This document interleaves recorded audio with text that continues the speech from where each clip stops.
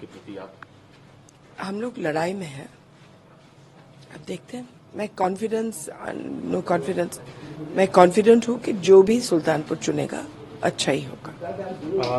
आपके सामने विपक्ष ने साझा उम्मीदवार खड़ा किया है, तो आपको लगता है कि चुनौती मुश्किल है इस बार? चुनौती हमेशा रहती है। मैम, लोग कह रहे हैं कि भारतीय जनता पार्टी चूंकि राम मंदिर को लेकर के उसके अलावा उनके पास कोई मुद्दा नहीं है और उस मुद्दे को लेकर के भुनाने की कोशिश कर रही है चुनाव में। आपको क्या लगता है, आपका क्या कहना है इसमें? सुल्तानपुर में राम मंदिर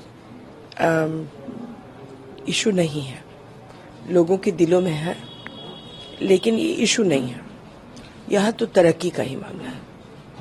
मैम, जिस तरह से आपने इस क्षेत्र का प्रतिनिधित्व किया है, अगर मैं आपसे जानना चाहूँ कि सुल्तानपुर की जनता आपको दोबारा क्यों चुने, तो क्या कहेंगी आप? दोबारा क्यों चुने? क्योंकि मैं इनके लिए ईमानदारी से और मेहनत से काम करती हूँ। एक मुद्दा है जो कि कांग्रेस पार्टी लगातार आरोप लगाती है कि विपक्ष बीजेपी के पास या प्रधानमंत्री जी के पास हिंदू मुसलमान करने के अलावा कोई मुद्दा नहीं है।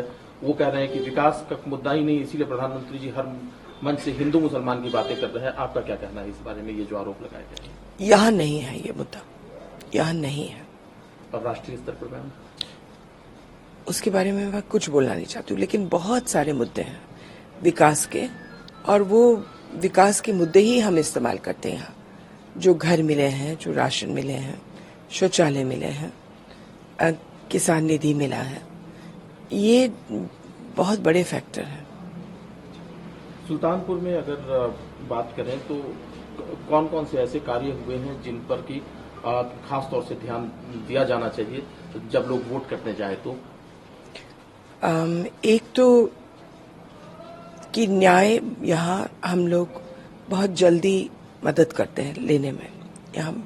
दूसरा, ये क्षेत्र जो था ये क्रिमिनल बेल्ट था, अब ये क्रिमिनल बेल्ट नहीं है, तो माहौल बदल गया है। जी मैम, एक सवाल ये भी है कि 400 पार ये जो बात कही जा रही है, क्या लगता है उत्तर प्रदेश से कितनी सीट आएगी, कितना साथ मिलेगा 400 पार में?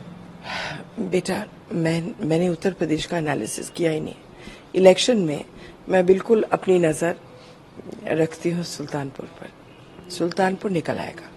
एक जो भारतीय जनता पार्टी के नेताओं और कार्यकर्ताओं की चिंता रहती है कि चूंकि जो ये इलेक्शन होते हैं तो भीषण गर्मी पड़ती है, तो जो वोटर है भारतीय जनता पार्टी का वो बूथ तक भी पहुंचे, सिर्फ वो जनसभाओं में ना आए, बूथ तक भी पहुंचे, ये एक बड़ी चुनौती रहती है। क्या कहना चाहेंगे? ये बात सही है, क्योंकि इतनी भीषण गर्मी होती है कि हम लोग घबराते हैं। इसमें कम लोग इच्छुक हैं निकलने के लिए, वोट देने के लिए इच्छुक हैं, लेकिन चलने के लिए, खड़े होने के लिए बहुत दिक्कत होती है सबको।